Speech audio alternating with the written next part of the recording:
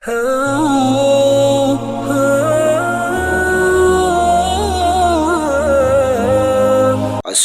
আলাইকুম প্রিয় দর্শক, এই মুহূর্তে যে যেখান থেকে আজকের এই বিষয়টি, বিশেষ করে ইসলামিক এই বিষয়টি জানার জন্য ভিডিওটি ওপেন করেছেন, তাদেরকে অনেক অনেক প্রীতি ও শুভেচ্ছা অন্তরের অন্তরস্থল থেকে।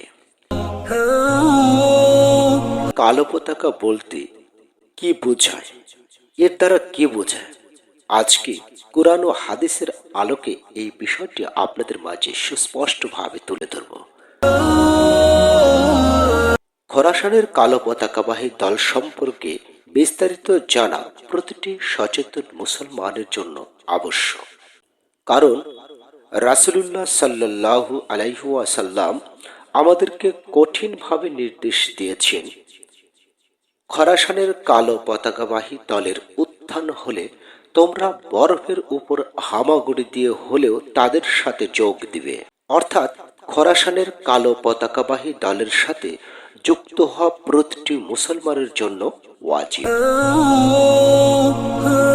হযরত সাওবান রাদিয়াল্লাহু তাআলা আনহু থেকে বর্ণিত, আল্লাহর রাসূল সাল্লাল্লাহু আলাইহি ওয়াসাল্লাম বলেছেন, যখন তোমরা দেখবে কালো পতাকাগুলো খোরাসানের দিক থেকে এসেছে, তখন তাদের সাথে যুক্ত হয়ে যেও, কেননা তাদেরই মাঝে আল্লাহর খলিফা মাহদী থাকবে।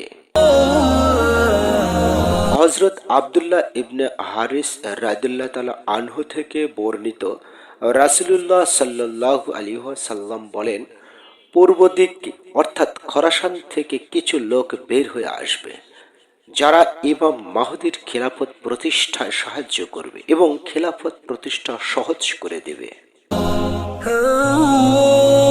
হযরত আব্দুল্লাহ ইবনে মাসউদ রাদিয়াল্লাহু তাআলা আনহু বলেন, একদা আমরা নবী করিম সাল্লাল্লাহু আলাইহি ওয়াসাল্লাম এর খেদমতে উপস্থিত ছিলাম। উনি বলতেছিলেন, ওই দিক থেকে একটি দল আসবে। হাত দিয়ে তিনি পূর্ব দিকে ইশারা করলেন। তারা কালো পতাকাবাহী হবে। তারা সত্যের পূর্ণ ইসলামী শাসনের দাবি জানাবে, কিন্তু তাদেরকে দেওয়া হবে না। 2 বার বা 3 বার এভাবে দাবি জানাবে, কিন্তু তখনকার শাসকগণ তা গ্রহণ করবে না। শেষ পর্যন্ত তারা ইসলামী শাসন ব্যবস্থার দায়িত্ব আমার পরিবারস্থ একজন লোকের অর্থাৎ ইমাম মাহদীর হাতে সোপর্দ করে দিবে। সে জমিনকে ন্যায় এবং নিষ্ঠার মাধ্যমে ভরে দিবে, ঠিক যেমন ইতিপূর্বে অন্যায় অত্যাচারের মাধ্যমে ভরে দেওয়া হয়েছিল।